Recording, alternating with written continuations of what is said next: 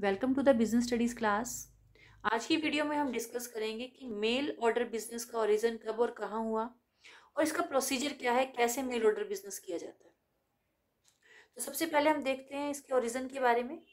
तो इसका ओरिजिन सबसे पहले हुआ यूएसए में 1872 में और धीरे धीरे ये पॉपुलर होता चला गया, क्योंकि जो मेल ऑर्डर बिजनेस है उसकी सक्सेस डिपेंड करती है मेथड्स ऑफ एडवर्टीजमेंट पर और कम्युनिकेशन पर।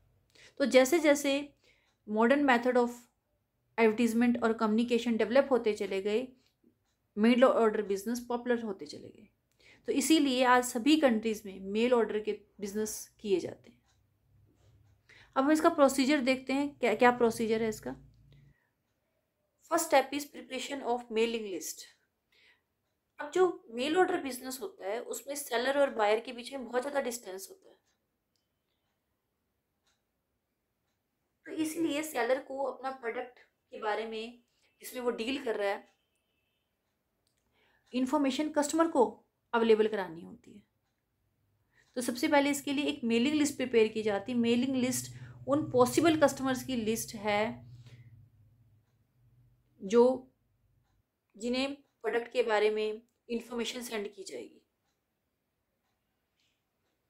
तो ये मेलिंग लिस्ट प्रिपेयर करना एक बहुत ही डिफ़िकल्ट जॉब है, क्योंकि पॉसिबल कस्टमर कौन से होंगे उस प्रोडक्ट के जिसमें सेलर डील कर रहा है, ये पता लगाना एक बहुत ही मुश्किल काम है। इसके लिए हमें उन कस्टमर्स के पॉसिबल कस्टमर्स के नेम एंड एड्रेस की भी ज़रूरत होती है। तो नेम एंड एड्रेस हम कहाँ से लें, इसके लिए कुछ डॉक्यूमेंट्स यूज़ किए जा सकते हैं। जैसे टेलीफोन डायरेक्टरी से रैंडमली कुछ नेम उठा लिए जाते हैं, ट्रेड डायरेक्टरी से, ईयरबुक से, या जो डिफरेंट क्लब्स हैं उनमें जो मेंबर्स होते हैं उनकी लिस्ट ले ली जाती है और वहाँ से उनके नेम और एड्रेस अवेलेबल हो जाते हैं। या गवर्नमेंट रिकॉर्ड से कोई गवर्नमेंट रिकॉर्ड उठा लिया जाता है। तो इस तरह से पॉसिबल कस्टमर्स के नेम और एड्रेस कलेक्ट करके एक मेलिंग लिस्ट प्रिपेयर की जाती है। सेकेंड स्टेप है regular advertisement. Mail order business की सक्सेस डिपेंड करती है रेगुलर और इफेक्टिव एडवर्टीजमेंट पर। तो इसमें एडवर्टीजमेंट की जाती है, उसके लिए मॉडर्न मेथड यूज़ किए जाते हैं, जैसे न्यूज़पेपर के थ्रू, टीवी के थ्रू, रेडियो के थ्रू की जाती है। लेकिन जो मोस्टली एडवर्टीजमेंट की जाती है वो मेल के थ्रू ही की जाती है। और जो मेलिंग लिस्ट प्रिपेयर की थी कस्टमर की, उन्हें टाइम टू टाइम उन कस्टमर्स को सेलर अपने प्रोडक्ट के बारे में इंफॉर्मेशन भेजता रहता है, जैसे प्रोडक्ट की प्राइस लिस्ट भेजता रहता है या उससे रिलेटेड प्रिंटेड मटेरियल भेजता रहता है, ताकि कस्टमर को उन प्रोडक्ट के बारे में इंफॉर्मेशन मिल सके। नेक्स्ट है रिसिप्ट ऑफ ऑर्डर। अब कस्टमर के पास इंफॉर्मेशन पहुंच गई एडवर्टीजमेंट के थ्रू या मेल के थ्रू, प्रिंटेड मटेरियल के थ्रू। अगर कस्टमर उन प्रोडक्ट को लाइक करता है तो वो ऑर्डर प्लेस कर देता है सेलर को, और जैसे ही सेलर को ऑर्डर मिलता है कस्टमर से, वो गुड्स को भेजने के अरेंजमेंट करना शुरू कर देता है। Next step is execution of order. अब गुड्स को भेजने के लिए सबसे पहले ये देखना पड़ता है उस प्रोडक्ट को जो कस्टमर ने ऑर्डर किया है, उस ऑर्डर को एग्जीक्यूट करने के लिए सेलर को ये देखना पड़ता है कि वो प्रोडक्ट स्टॉक में है या नहीं है। अगर स्टॉक में है तो वेल एंड गुड, बट अगर नहीं है और वो खुद ही मैन्युफैक्चर करता है तो सबसे पहले उनका प्रोडक्शन करना होगा, ताकि कस्टमर के ऑर्डर को पूरा किया जा सके। और अगर वो खुद मैन्युफैक्चर ना कर कर किसी दूसरे ट्रेडर से गुड्स को परचेज करता है तो गुड्स को परचेज करना होगा, ताकि कस्टमर को गुड्स सप्लाई की जा सके।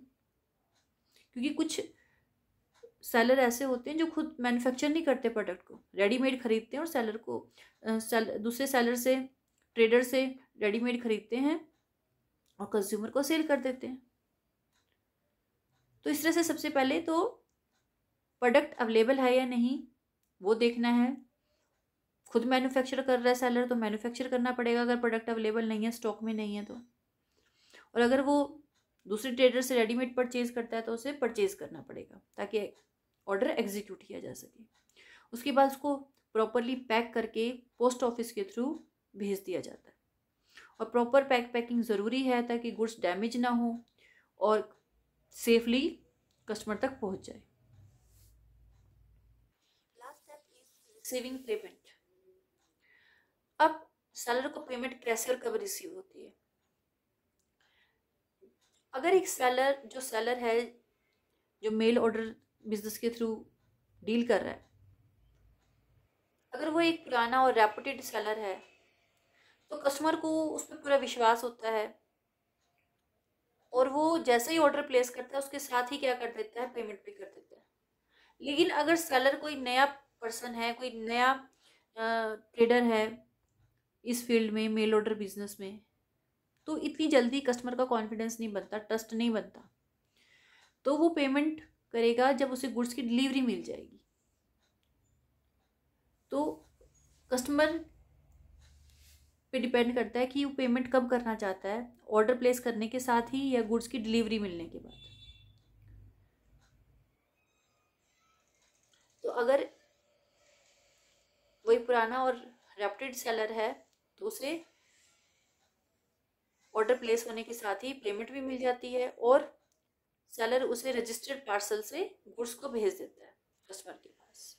बट अगर वो नया है मेल ऑर्डर बिजनेस में अभी, तो कस्टमर का कॉन्फिडेंस ना होने के कारण वो कस्टमर अभी उसे पेमेंट नहीं करेंगे, पेमेंट करेंगे डिलीवरी मिलने के बाद प्रोडक्ट की। तो इस केस में सेलर प्रोडक्ट भेजता है कस्टमर को वीपीपी के थ्रू पोस्ट ऑफिस। वीपीपी क्या होता है? Value payable post. इसमें जैसे ही गुड्स कस्टमर तक पहुंचती है तो वो उसे रिसीव तभी कर सकता है जब वो उनकी पेमेंट कर देगा उसकी प्राइस की। अगर वो नहीं करता है तो पोस्ट ऑफिस डिलीवरी प्रोडक्ट की नहीं देता कस्टमर को और उसे वापस सेलर के पास भेज देता है। तो this is all about the procedure of male order business.